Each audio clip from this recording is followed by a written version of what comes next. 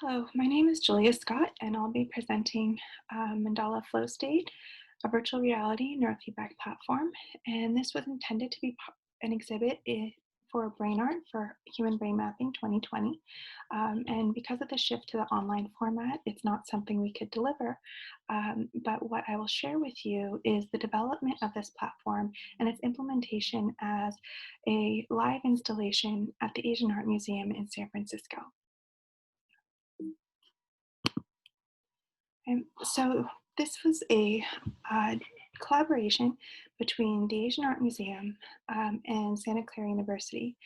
And the particular origins of this was really in the School of Engineering with my efforts to develop a neurofeedback platform in VR so that we can make use of the immersiveness of VR to improve neurofeedback therapy. And so that was sponsored by the Bioinnovation and Design Lab. I've been working with the Asian Art Museum for the last 2 years to adapt this into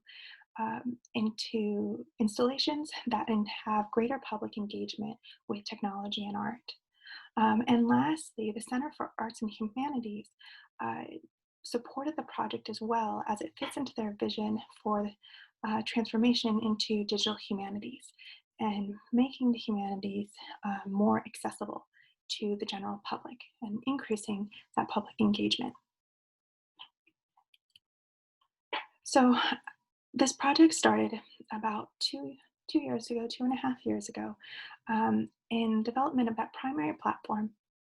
And with my initial team, we developed a procedural mandala as pictured here that was created by random step length and step angle and color table selection.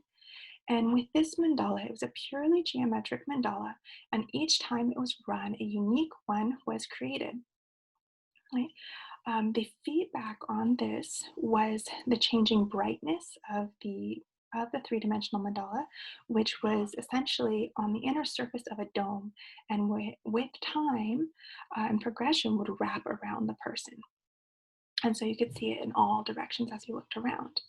The feedback was the brightness of that mandala, and then for the soundscape, the gain of the chanting ohms was the feedback, letting you know how the power, the alpha power in the frontal lobes. This simulation, a simulation version of this, was run at San Francisco Night of Ideas in 2019, and in about 3 hours, we ran 36 participants with another 38 waiting. And the Night of Ideas is an arts and culture event sponsored by the French consulate in different cities around the world.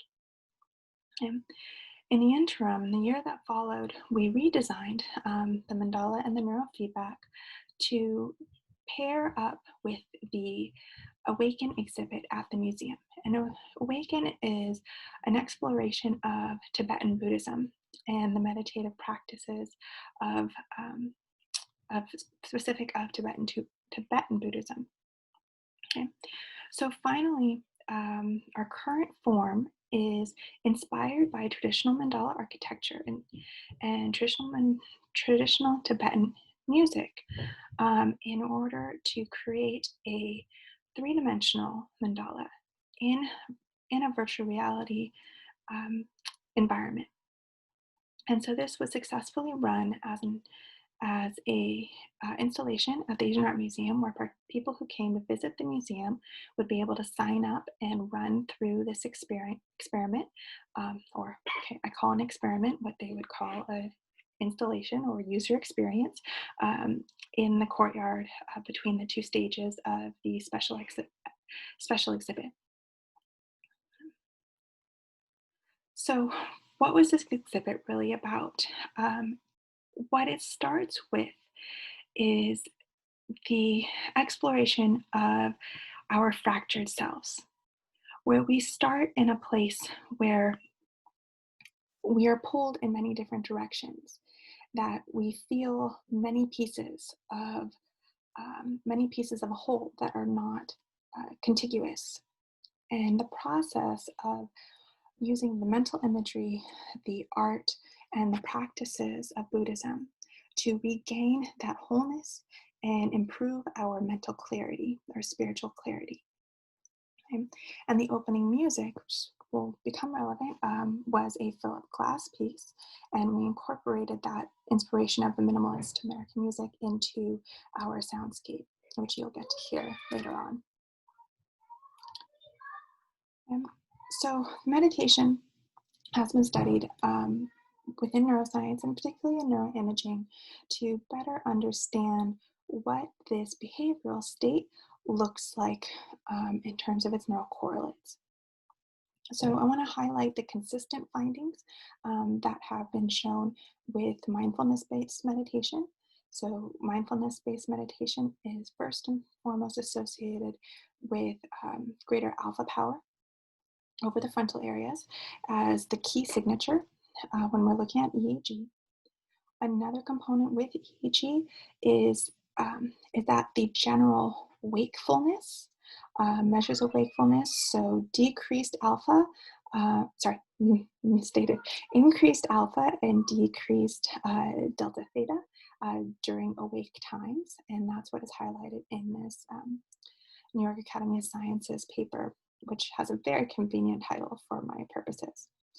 The other consistent pieces that are observed is that with the event of meditation, so the actual state changes of brain function, having greater blood flow to areas engaged in the task, and then the trait changes by long-term meditation practices, that there are also stable changes there. And one of the interesting components of this of this meditation practice is that when we look at connectivity or network patterns of function, that there appears to be a better grip on duality. So to simultaneously attend inward and outward. So self-regulatory networks have a higher strength, and also externally focused networks having a higher strength in connectivity. And then when called upon specific focus on something outward or a specific thought, there's greater upregulation of attentional networks and greater suppression of inward mind wandering. So what we made use of in this study or in this platform is the alpha. And we use the alpha with a measured from the Muse EEG, which is a consumer product, meaning it's generally accessible. And we wanted to work with things that anybody could buy and did not have to be associated with a university or hospital, but could be purchased by anyone. Right? And the Muse headband has 4 channels over the temporal and frontal lobes. And so we made use of the prefrontal channels and the power of the alpha. And this was our neural correlate of focused relaxation. And so that frontal alpha is associated with alertness, peacefulness, and readiness as cognitive states. Okay, and we put this together into the Mandala flow state. Okay, so that the alpha, the stream of alpha data that was coming through would be processed into feedback calculation into the VR experience. And that VR was enabled us to create an immersive landscape free of those external distractors that could be in any place, right? Whether we are in the lab, whether we are in the museum, we can get the same outcomes. And we can add rich music, and the software to develop the VR has many different visual filters and audio filters that we can use to deliver feedback. Okay, and that brings us to our choice of feedback this time around. And our choice here was fog. And this is both the analogy, and it's also very contextual, as this was developed here in San Francisco for a San Francisco audience, and we all know the fog. It has a name. We call it Carl the Fog, and it is an ever-present force around us. we, as a cultural context, we also understand mental fog and clearing the mind in that way. So what we did was, as we have this three-dimensional mandala gradually growing from the center of our visual field, and that center of the visual field becoming farther and farther away as it grows around you and becomes larger and larger in your vision, right? That fog is linked to the alpha, and as the alpha increases, the power of alpha increases, the fog becomes less dense, and you see the mandala with greater and greater clarity. And the design of the mandala, our neurofeedback calculation, and we want to get in the weeds of the signal processing. This is what was done. For the sake of the museum experience, we had a very high easiness factor, so that the fluctuations in the fog were very obvious. And this factor would be adjusted with increased practice. Our design inspiration were the Tibetan mandalas that have a very specific architecture of embedded circles and squares and gateways and motifs.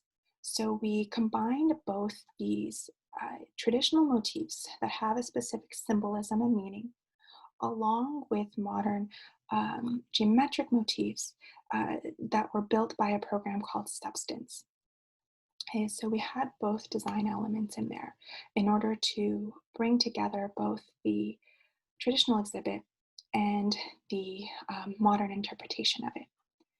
What you see on the other side is the collective mandala poster that we had up at Night of Ideas that people were able to color as they waited for to participate in our experience.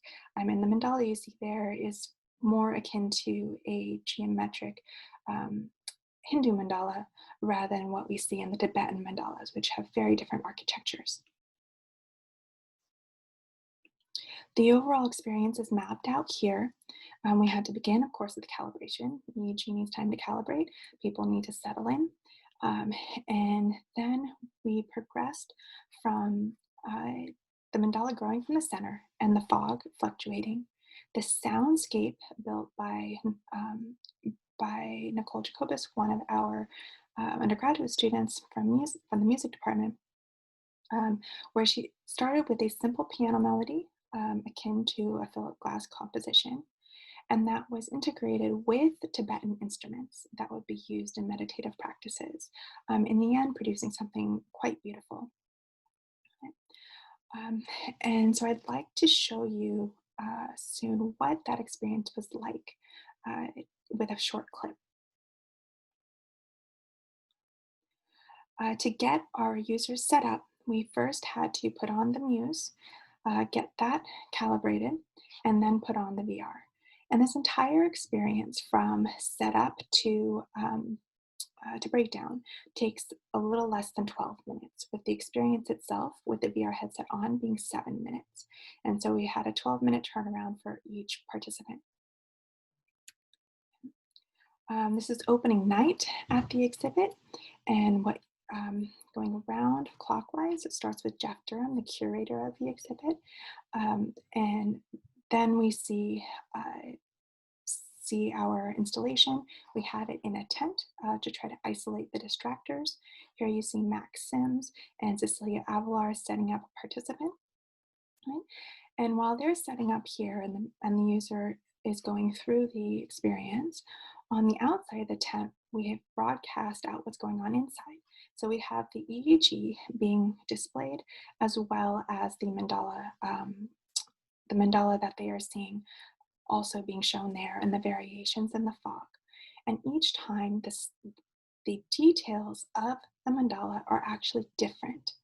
A different palette of colors, a different selection of motifs are used and layered over the primary architecture of the embedded circles and squares. Okay, and then lastly, in the corner here, there's myself and Cecilia working or teaching her how to set up the system.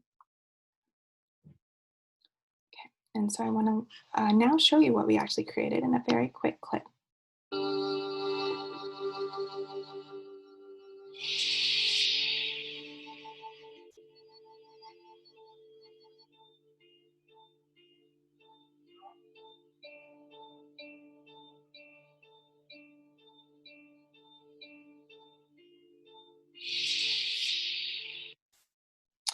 Okay, so that's just a small piece, a little teaser, and the whole experience is quite longer. And this is just a box crop of what you would see, but you can imagine this being something surrounding you, and you can look up in every direction.